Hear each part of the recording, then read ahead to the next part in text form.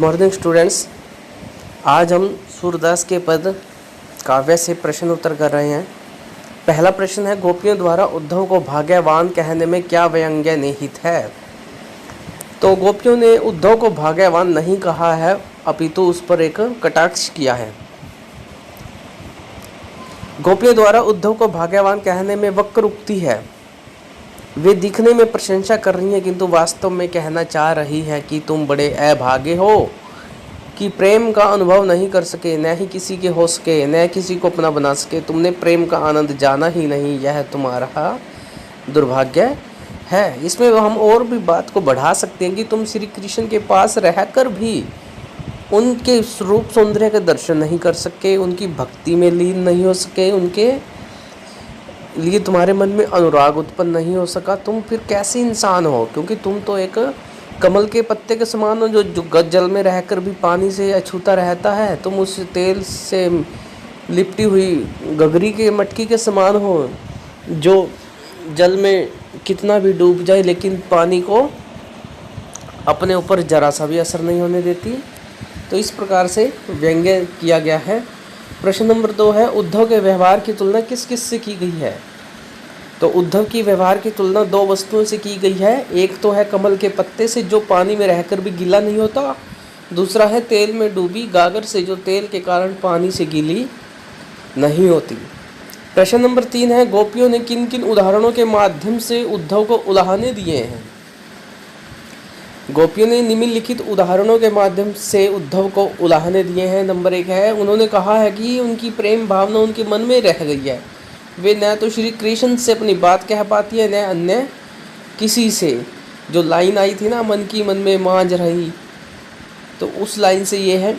आगे है, वे श्री कृष्ण के आने के इंतजार में ही जी रही हैं, किंतु श्री कृष्ण ने स्वयं न आकर योग संदेश भिजवा दिया है। इससे उनकी विरह व्यथा और अधिक बढ़ गई है। इसमें क्या आया था कि विरहनी विरह दधी दही से, अब जो लास्ट लाइन थी। नेक्स्ट है, वे श्री कृष्ण से रक्षा की गुहार लगाना चाह रही हैं। वहाँ से प्रेम का संदेश चाह रही थी, परंतु वहाँ से योग संदेश की धारा को आया देख करके उनका मन टूट गया या दिल टूट गया है। नंबर आगे 4 पे है, वे श्री कृष्ण से अपेक्षा करती थी कि वे उनके प्रेम की मर्यादा को रखेंगे, वे उनके प्रेम का बदला प्रेम से देंगे, किंतु उन्होंने योग संदेश भेजकर प्रेम की मर्यादा ही तोड़ डाली है। इसमें क्या कहा था कि उन्होंने तो गोपियों के लिए प्रेम संदेश देने की बजाय योग संदेश दिया था। प्रश्न 4 है, उद्धव द्वारा दिए गए योग के संदेश ने गोपियों की विरह अग्नि में घी का काम कैसे किया। तो श्री कृष्ण ने के मथुरा चले जाने पर गोपियां पहले से विरह अग्नि में जल रही थी। वे श्री कृष्ण के प्रेम संदेश और उनके आने की प्रतीक्षा कर रही थी। ऐसे में श्री कृष्ण ने उन्हें योग साधना का संदेश भेज दिया, जिससे उनकी व्यथा कम होने के बजाय और अधिक बढ़ गई। इस तरह उद्धव द्वारा दिए गए योग संदेश ने गोपियों की विरह अग्नि में घी का काम किया है। मर्यादा न लही के माध्यम से कौन सी मर्यादा न रहने की बात की जा रही है। प्रश्न नंबर 5 में है कि गोपियों ने यहाँ पे मर्यादा न लही शब्द प्रयोग किया है श्री कृष्ण के लिए। प्रेम की यही मर्यादा है कि प्रेमी और प्रेमिका दोनों प्रेम को निभाएं। वे इस प्रेम की सच्ची भावना को समझें और उसकी मर्यादा की रक्षा करें। परंतु श्री कृष्ण ने गोपियों से प्रेम निभाने के बजाय उनके लिए नीरस योग संदेश भेज दिया है। गोपियों ने योग संदेश को कड़वी ककड़ी कहा था, कड़वी ककड़ी कहा है, जो कि एक छलावा था, भटकाव था। इसी छल को गोपियों ने मर्यादा का उल्लंघन कहा है, और इसी को गोपियों ने कहा कि मर्यादा न लही। प्रश्न नंबर 6 है, श्री कृष्ण के प्रति अपने अनन्य प्रेम को गोपियों ने किस प्रकार अभिव्यक्त किया है। तो गोपियों ने श्री कृष्ण के प्रति अपनी अनन्य भक्ति की अभिव्यक्ति निम्नलिखित रूपों में की है। नंबर 1 क्या कहा है कि वे अपनी स्थिति गुड़ से चिपटी चींटियों जैसी पाती हैं, जो किसी भी दशा में श्री कृष्ण से दूर नहीं रह सकती। नंबर 1 खुद को चींटियां बताया है गोपियों ने, और श्री कृष्ण की उपमा गुड़ से की है। दूसरा है, वे श्री कृष्ण को हारिल की लकड़ी के समान मानती हैं। जैसे हारिल पक्षी जब भी जमीन से उड़ता है तो अपने पंजे में एक लकड़ी छोटा तिनका दबा के रखता है, ऐसे ही श्री कृष्ण के नाम रूपी लकड़ी को गोपियाँ जपती रहती हैं। वे श्री कृष्ण के प्रति मन, क्रम और वचन से समर्पित हैं। वे सोते जागते दिन रात कृष्ण का ही जाप करती हैं। उन्हें श्री कृष्ण के प्रेम के आगे योग संदेश कड़वी ककड़ी जैसा लगता है।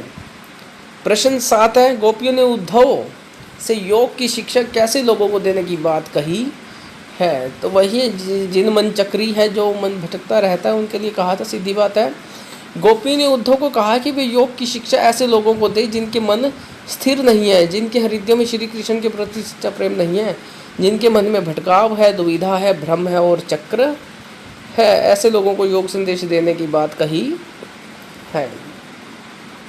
प्रश्न नंबर 8 है, प्रस्तुत पदों के आधार पर गोपियों का योग साधना के प्रति दृष्टिकोण स्पष्ट करें। तो गोपियों का योग साधना के प्रति दृष्टिकोण नीरस है, सरल शब्दों में कहूँ तो, क्योंकि वो योग साधना को कड़वी ककड़ी कहती हैं। सूरदास द्वारा रचित इन पदों में गोपियों की श्री कृष्ण के प्रति एक निष्ठ प्रेम, भक्ति, आसक्ति और स्नेहमयता प्रकट हुई है, जिस पर किसी अन्य का असर अप्रभावित रह जाता है। गोपियों पर श्री कृष्ण के प्रेम का ऐसा रंग चढ़ा है कि खुद श्री कृष्ण का भेजा योग संदेश कड़वी ककड़ी और रोग व्याधि के समान लगता है, जिसे भी किसी दशा में अपनाने को तैयार नहीं है। 2 चीज़ों से उपमा की है योग संदेश की, एक तो कड़वी ककड़ी, दूसरी रोग व्याधि, ऐसी व्याधि बीमारी जिसको कभी ना देखा, ना सुना, ना भोगा, ऐसा गोपियों ने कहा है। प्रश्न नंबर 9, गोपियों के अनुसार राजा का धर्म क्या होना चाहिए। तो गोपियों के अनुसार राजा का धर्म यह होना चाहिए कि वह प्रजा को अन्याय से बचाए, उन्हें सताए जाने से रोके। प्रश्न नंबर 10, गोपियों को श्री कृष्ण में ऐसे कौन से परिवर्तन दिखाए दिए जिनके कारण वे अपना मन वापस पा लेने की बात कहती है। तो गोपियों को श्री कृष्ण में ऐसे अनेक परिवर्तन दिखाई दिए हैं जिनके कारण वे अपना मन श्री कृष्ण से वापस पाना चाहती हैं। जैसे श्री कृष्ण ने अब राजनीति पढ़ लिया है, जिससे उनके व्यवहार में छल कपट आ गया है। नंबर 2, श्री कृष्ण को प्रेम की मर्यादा का पालन करने का ध्यान नहीं रह गया है। नंबर 3, श्री कृष्ण अब राजधर्म भूलते जा रहे हैं। नंबर 4, दूसरों के अत्याचार छुड़ाने वाले श्री कृष्ण स्वयं अनीति पर उतर आए हैं।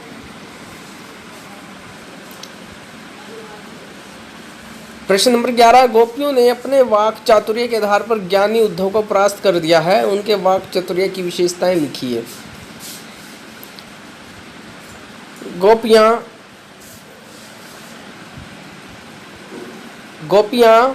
वाक चतुर है, वे बात बनाने में किसी को भी पिछाड़ देती हैं। यहाँ तक कि ज्ञानी उद्धव के सामने उनके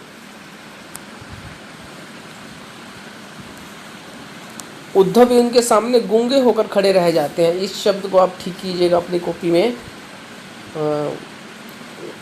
टाइपिंग मिस्टेक हो रखी है इसमें, तो आप अपनी कॉपी में ठीक कर लीजिएगा कि उनके सामने गूंगे होकर खड़े रह जाते हैं। कारण यह है कि गोपियों के हृदय में श्री कृष्ण प्रेम का सच्चा ज्वार है। यही उमड़ाव, यही जबरदस्त आवेग उद्धव की बोलती बंद कर देता है। सच्चे प्रेम में इतनी शक्ति है कि वे बड़े से बड़ा ज्ञानी भी उसके सामने घुटने टेक देता है। प्रश्न नंबर 12 है, संकलित पदों को ध्यान में रखते हुए सूरदास के भ्रमर गीत की मुख्य विशेषताएं बताइए। तो भंवरा होता है षटपदी, जिसके 6 पैर होते हैं, इसे षटपद भी बोलते हैं भ्रमर को, और ये भ्रमर की तरह होता है। जो विशेषताएं एक भंवरे में होती हैं वही विशेषताएं इसके पदों में होती हैं। 6 पंक्तियां होती हैं मुख्य रूप से इसमें। सूरदास के पदों के आधार पर भ्रमर गीत की कुछ विशेषताएं निम्नलिखित है। सूरदास के भ्रमर गीत में विरह व्यथा का मार्मिक वर्णन है। इस गीत में सगुण ब्रह्मा की सराहना की गई है। तो पहली पंक्ति एक बार दोबारा देखिए। इस भ्रमर गीत में विरह व्यथा की, प्रेम की विरह व्यथा हुई है। इसमें श्रृंगार रस है। श्रृंगार रस का जो दूसरा भेद है वियोग श्रृंगार रस है।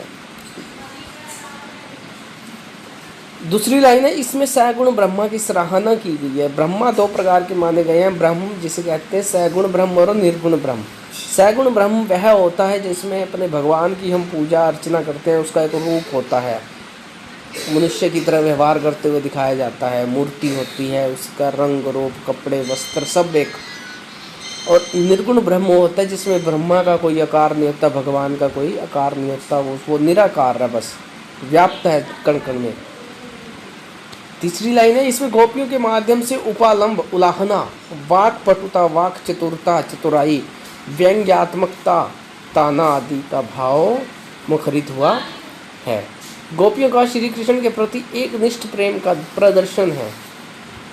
एक निष्ठ मतलब कि श्री कृष्ण के प्रति ही प्रेम है, अन्य किसी अन्य देवी देवता या अन्य कोई साधारण मनुष्य के प्रति कुछ भी प्रेम का भाव नहीं है। उद्धव के ज्ञान पर गोपियों के वात्सल्य और प्रेम की विजय का चित्रण है। पदों में गेयता और संगीतात्मकता का होना है। गेयता मतलब गाना, संगीतात्मकता। तो यहाँ तक इसके 12 प्रश्न हैं, आपने इनको राइट करना है और साथ के साथ लर्न की कोशिश करनी है।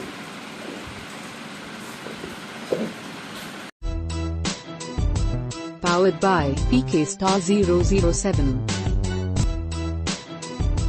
Powered by PK Star 007.